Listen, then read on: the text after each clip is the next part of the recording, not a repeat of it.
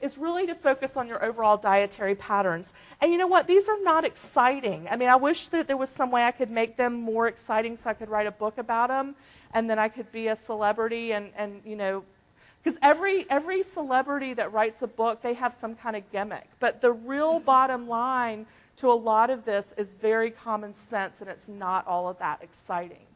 So, yes? Before, when you said 10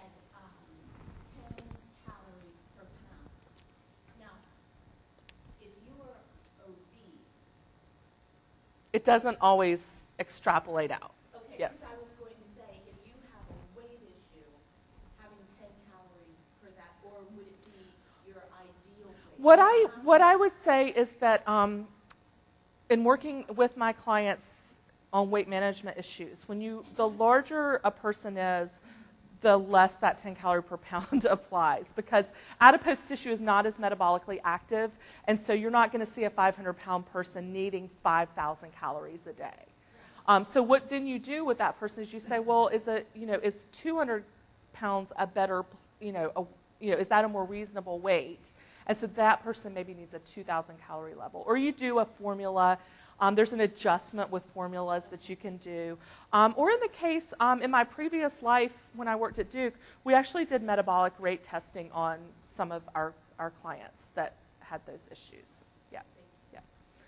So what I'd have you do is start to focus on your dietary patterns and really look, are you focused in most of the time on whole foods? And what I'm talking about, there was a woman back a few years ago who used to talk about how did it grow, and she was kind of crazy. She had spiky hair, and but she got the attention of a lot of people because it said, how close is this food to the way that it naturally occurs?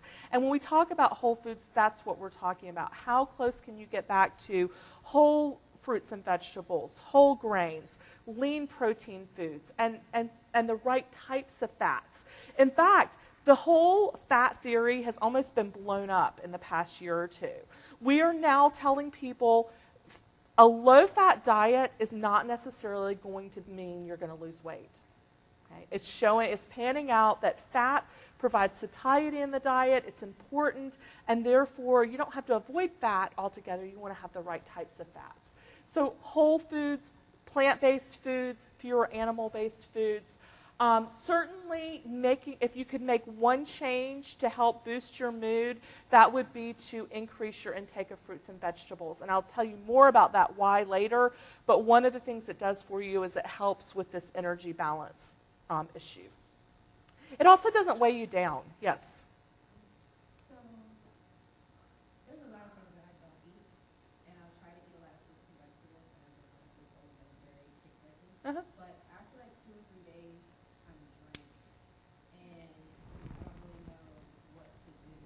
After 2 or 3 days of whatever this diet, this lifestyle, that I'm playing around with right now. Sure. I'm exhausted, and I think it has something to do with the diet, but it usually consists of maybe tofu and fruits and vegetables. Well, maybe you need the grains. I mean, that's the part we're going to talk about balanced plates in just a minute, and the grains are important in there. You don't want the grains, the beans, you do need some of those. And fruits and vegetables have a lot of good qualities, but they are generally lower in calories. And so, there's balance also means not going too low. And so if that's happening after 2 or 3 days, my gut sense, without knowing any more information, would be that you've cut it too low. I mean, maybe you need 2,000 a day with your activity and exercise and all that, but you're cutting it and you're really only getting 1,000, and it's just too low. Mm-hmm. Yeah. More is not always better, and less is not always better. Certainly timing counts when you're talking about not only mood but energy balance. It is important to eat regular meals and snacks throughout the day. You cannot expect to have good focus, good concentration, good energy level if you miss breakfast, grab a protein bar for lunch, and all you've had by 3 o'clock in the afternoon is 250 calories. You can't expect to be in a good mood. I put up here things like considering journaling. I'm a big fan of people writing down what they're doing, at least initially when they're trying to make changes in their diet, or their routines, because then you can see what's working, what's not working. If you need to make changes, you can record them and say, hey, this is working better or it's not.